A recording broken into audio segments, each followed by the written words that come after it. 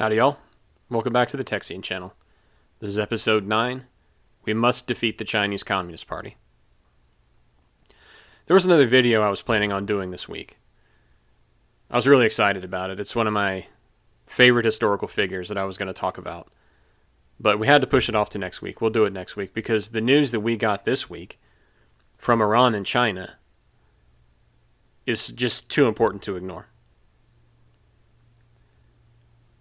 The two biggest threats that we face, geopolitically, are the Chinese Communist Party and the Iranian regime. And probably more specifically, the Chinese Communist Party and a nuclear-armed Iranian regime. Those are the two biggest threats, and they're not even close. I just got done doing a 3-part series on the Chinese Communist Party. And I concluded episode 8, the last episode before this one, talking about the threat that they pose.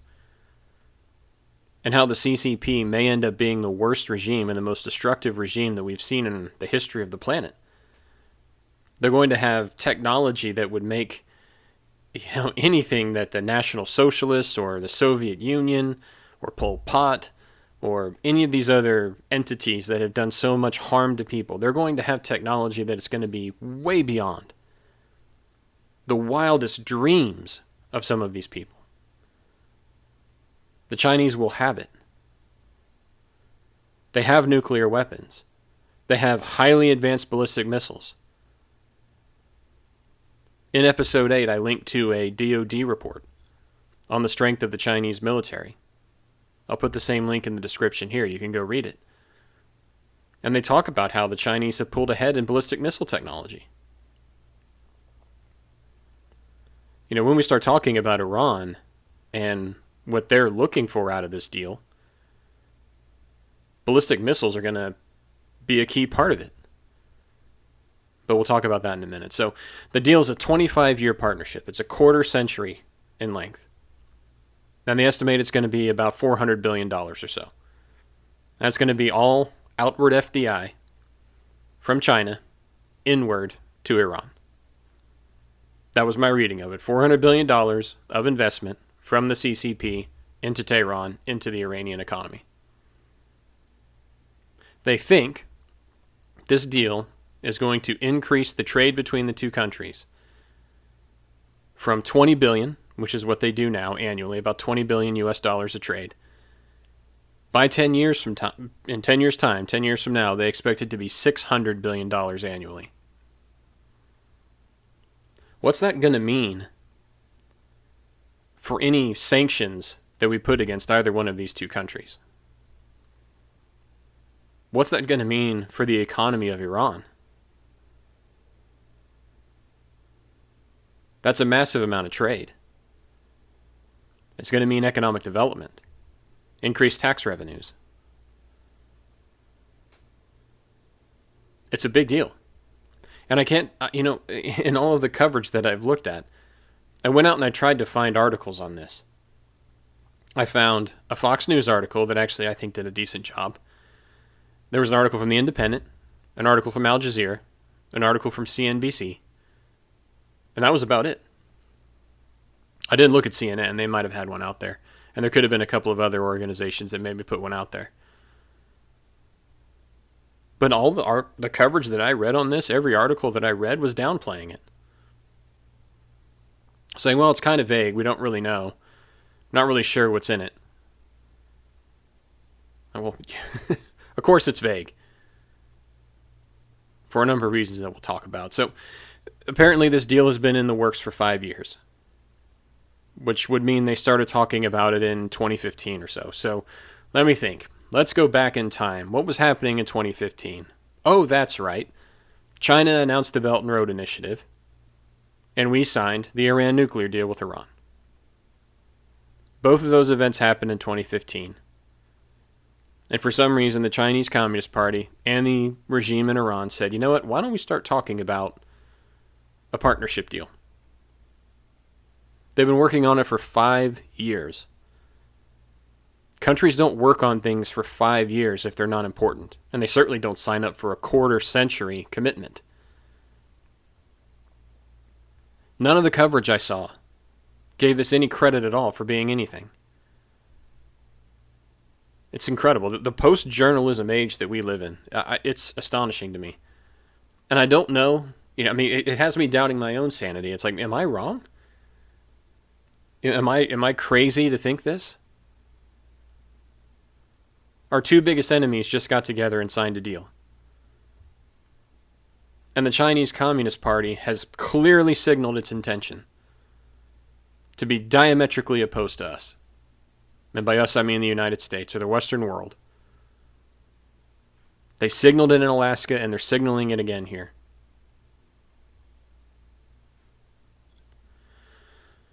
So, talking about the bad journalism, the article in the Independent I saw didn't even get the math on this thing right. And their efforts to downplay it, they said, well, China gives $5 billion annually to the Saudis. So what does it matter if they give a little money to the Iranians too? Well, if you do the math on this is $16 billion annually. And again, it's just an estimate that it's going to be $400 billion. And the article said, well, they're probably lying about that $400 billion. That's probably a gross overestimate. Oh, really? Why would they come out and give a $400 billion number if they didn't mean to reach it? I think that's probably an underestimate. What good would it do to come out now and say $400 billion when they had no intention of getting there?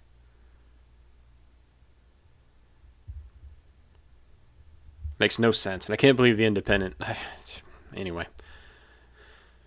So this is a big deal. It's going to bring Iran into the Belt and Road Initiative. We talked about it in episode 8. The Belt and Road Initiative is where the Chinese Communist Party is going to these other countries and saying, hey, we're going to come in, we're going to build your infrastructure, and we're going to give you a builder's loan to do it.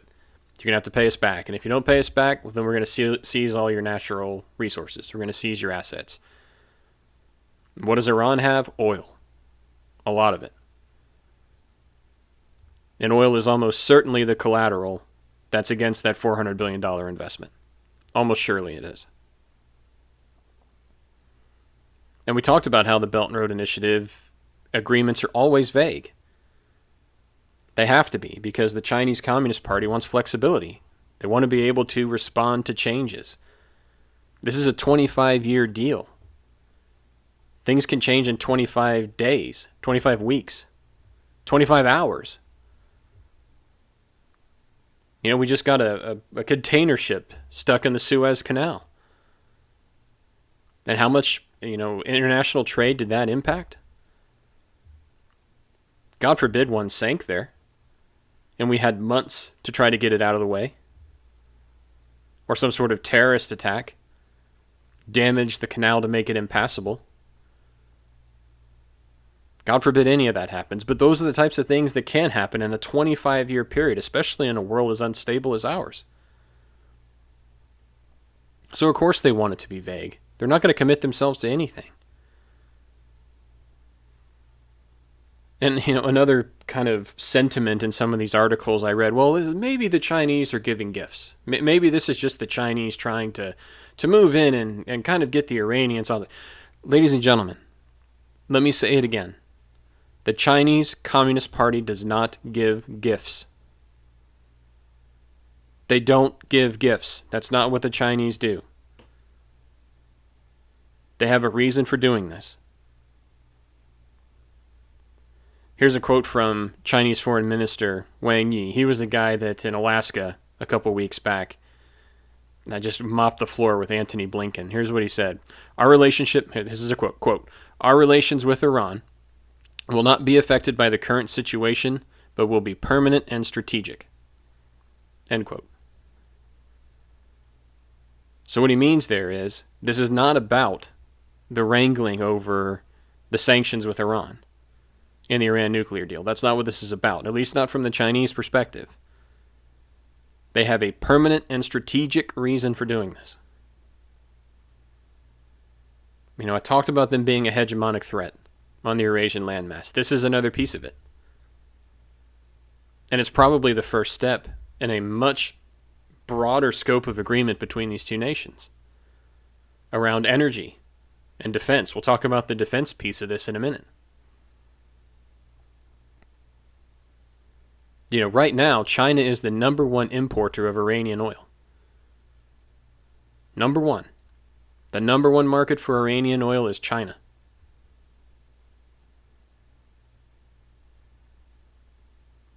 So think about the geopolitical impacts of this.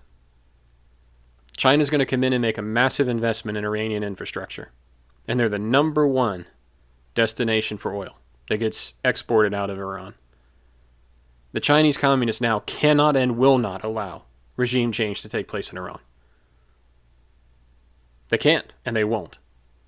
And any regime of sanctions that we put on the Iranians, the Chinese will do an end run around. That's what I think this whole thing is. From the Iranian perspective. But also from the Chinese. They now have access to that oil. 100%. The Iranian regime is reliant now on the Chinese Communist Party, and they will keep the oil flowing. And you know what? If you're worried about the petrodollar, that's another thing to think about this, when it comes to all this. So there weren't a lot of details in this deal. That is true. But part of the reason for that was there's a defense piece. Here's a good quote. His name is Mansour Haqiqatpour, I think. Haqiaqatpour. I hope I pronounced that right. But he's an advisor to the former Speaker of the Iranian Parliament. Basically Nancy Pelosi in Iran. Here's what he said. Quote, "Due to their considerations regarding America, the Chinese told us not to publicize it," meaning the deal. Here's his words again, quote, "The agreement has a defense section. Now, China and other countries have challenges with America, and we could not talk about it openly," end quote. The Chinese said, don't publicize this, because we don't want the Americans to know what we've agreed from defense. So what could it possibly be? They're doing joint military exercises. They did a joint military exercise with the Russians in the Indian Ocean, I think it was, not too long ago. Back in the fall, I think. Why on earth the Russians are not on our side on this? I will do a video on that someday because it bothers me so much that we have the attitude that we have towards Vladimir Putin and Russia. Makes no sense. We need much more realpolitik when we talk about Russia. But anyway, that current situation that Wang Yi mentioned, our relations with Iran will not be affected by the current situation. What he's referring to there is the Iran nuclear deal. Now, we signed it in 2015, and it was a horrible deal. It was a bad deal. We were right to get out of it. And, I've said repeatedly on this channel, I don't want to make these things political. I don't want to attack one side. I don't want to attack anybody. But I think it's essential and important to call out this type of thing. That deal that John Kerry negotiated was an absolute disaster. And I'll tell you why. We unfroze $150 billion in assets for the Iranian regime. Just unfroze them. $150 billion in assets, unfrozen. They've been frozen for years. We let them have access to them again, free and clear. We left a bunch of cash on the tarmac, untraceable bills, and I think it was in multiple currencies. It wasn't all U.S. dollars. I think there were some euros and other currencies in there. Where do you think that money ended up going? Probably into the pockets of a lot of these Iranian regime members. But do you think it's possible it ended up going to terrorism, resulting in the deaths of U.S. servicemen? Into the hands of Hezbollah, Hamas, the rebels in Yemen, ISIS?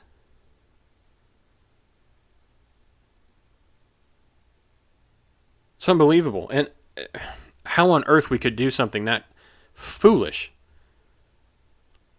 It's beyond me. We removed a weapons embargo. There were weapons embargoes against Iran.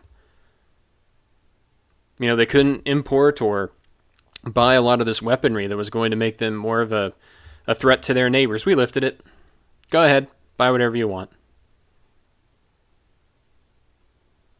And probably worst of all, we didn't address the strategic ballistic missile program that they have. I read an expert who says he thinks that Iran already has the warhead. They already have a nuclear weapon. What they don't have is a way to deliver it. They don't have a ballistic missile. But guess who does have ballistic missiles, according to our Defense Department? The Chinese Communist Party and the People's Liberation Army. According to the report that's down there in the description, they've moved ahead in missile technology. China and the Chinese Communist Party has just gotten in bed with a regime that has stated repeatedly its desire to wipe Israel off the map. Chinese Communist Party signed some sort of defense deal that they're not willing to talk about with them. And we know they have ballistic missiles. We know they have missile technology that is more advanced than ours, according to our own Department of Defense. This matters. This is a really big deal.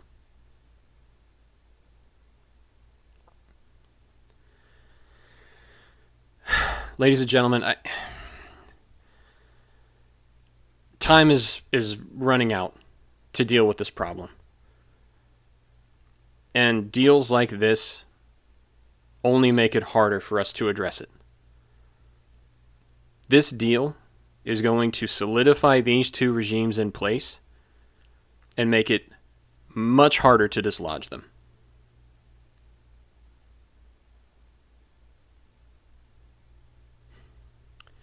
The Chinese Communist Party is not an ally.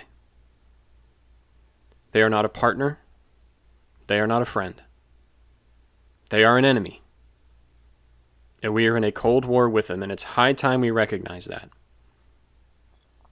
You can watch all three of those videos I did, episodes 6, 7, and 8, talking about how they got here. And we all know what they're doing with the Uyghur Muslims, attacks on their neighbors, oppression of Taiwan, oppression of Tibet, violating the agreement with Hong Kong and just taking it over instead of waiting the 50 years that they agreed it would be an autonomous region within China. They do it and they don't care. And then they come onto our territory, Alaska, which last time I checked is a U.S. state, and have the nerve to berate us and say we commit human rights abuses. Well, they literally have 2 million people in camps, where if the stories are to be believed, they're systematically beating, raping, harvesting organs, forcing slave labor, and on and on and on.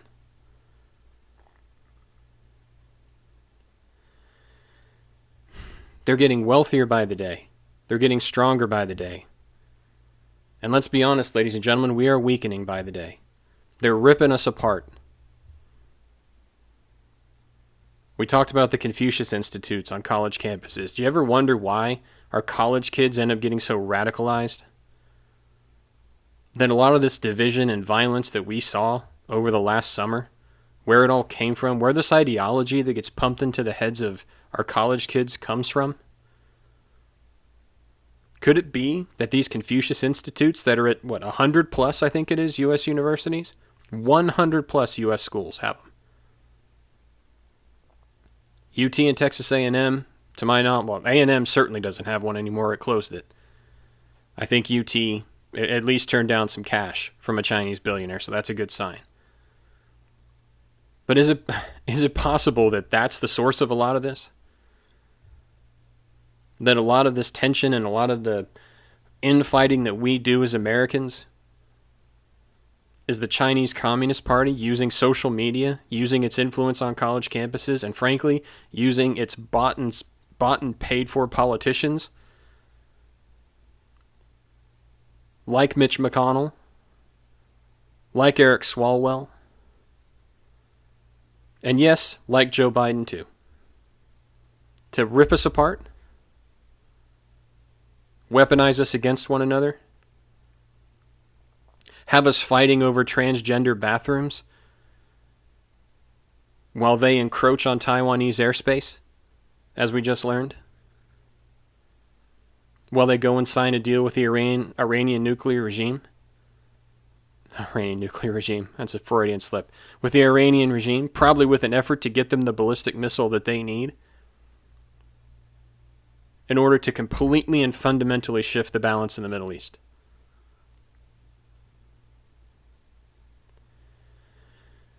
History is not going to remember us well if we don't do something about this organization now. It's never going to be easier, and it's going to be hard as hell whenever we do it, but it's never going to be easier than it is now.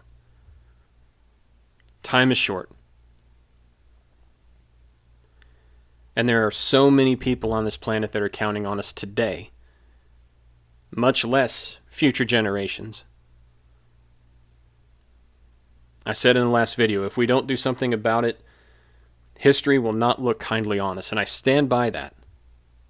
How often do we look back on the people of Nazi Germany and say, how could you let Adolf Hitler come to power like that? How could you stand by and allow it to happen? How could you know, watch your Jewish neighbors get rounded up and taken away and do nothing about it? At least in their defense, they didn't have the blueprint. There was no blueprint for a final solution or a regime like that. It was new. We have the blueprint. And we've always said, never again. Never again, and yet it's happening right now. And we all know it's happening. But because we want cheap products from China, we're willing to look the other way. We don't want to go through the pain. We don't want to sacrifice the way we have to sacrifice. I'm prepared to. I'll tell you right now, and I mean this with 100% sincerity, I would sacrifice my life if it meant the Chinese Communist Party ceased to exist. If you could make me that deal. I lay down my life and the Chinese Communist Party cease to exist, I will make that deal today. And that is not hyperbole. That's how much I believe in this. For the sake of my family, for the sake of my country, for the sake of the Hong Kongese, the Chinese citizens, everybody else that is under threat from this regime. That is not hyperbole. And we all have to get to that place. We all have to get to that point. This is going to suck to deal with this regime. It's going to be hard. We've let it get way out of hand. Can you imagine behaving this way towards the Soviet Union? They're both communist regimes. They're both dark. They both commit human rights abuses. And yet we behave towards the Chinese in a way we would never, ever have considered behaving towards the Soviet Union. Would we have offshored our nuclear manufacturing to the Soviet Union? Our pharmaceuticals? Something that was, even something as ridiculous as dog food. We would think maybe they'll poison it. By the way, the Chinese did that.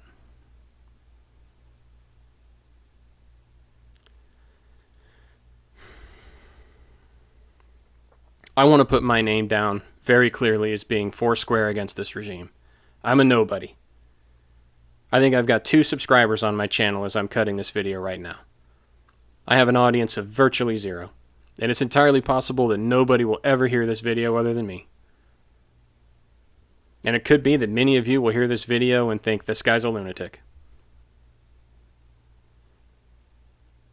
But I want it to be known in whatever way I can that I was ringing the bell on this now. Because it's never going to be any easier and for the good of this planet, for the good of humanity, we have to confront this regime. We will never be stronger, and it will never be easier than it is today. I don't think we have the leadership,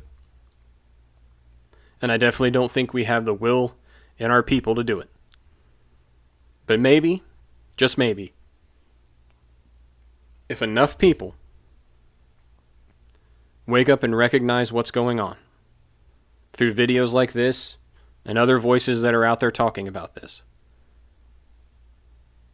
maybe, just maybe, we'll find the backbone it's going to take. And rather than being remembered as the people who looked the other way, as a carbon copy that was 10 times worse of something that was in living memory of people that were alive at the time. There are people alive today who survived the Holocaust. It is in living memory of people who are on this planet with us right now. And we're going to be the generation that allows it to happen again. Not if I have anything to say about it. But we've got to understand what it's going to mean. It's not going to be easy. Lord only knows what we're going to have to sacrifice to do it. But this regime is evil.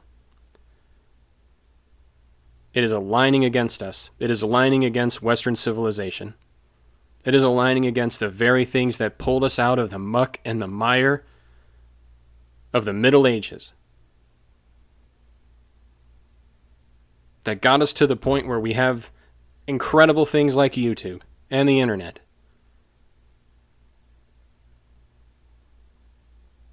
All of these institutions, free speech, the rights of man, independent judiciaries,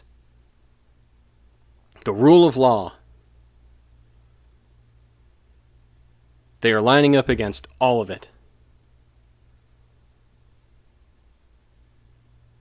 They're evil. And we must defeat them. We must defeat them because nobody else can. It's up to us. We may not want it, but we have to do it. And the hour is late.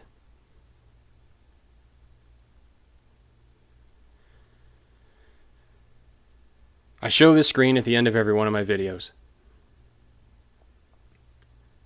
I'm asking you, please, if you thought this was good, like it and share it. And I don't care if you don't want to subscribe, that's fine. If you never want to watch another video of mine ever again, that's fine too. But I ask you to please share this video out. Because we have to have people talking about this. People have to understand the threat that we face. Our media is letting us down on this. Events like this agreement that they just signed with Iran, they're downplaying it, they're ignoring it. The last 3 videos, I did my best to show the problem here. And with news like this, and with as aggressive as we've seen them start to be, towards Taiwan, South Korea, Tibet, Hong Kong, the South China Sea,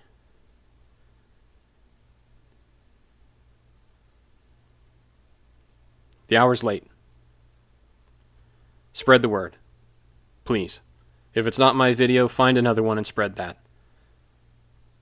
But let's get people talking and understanding what we face. We must defeat the Chinese Communist Party. We have no choice. Thank you for listening. It's my pleasure to talk to you as always. Until the next video, God bless.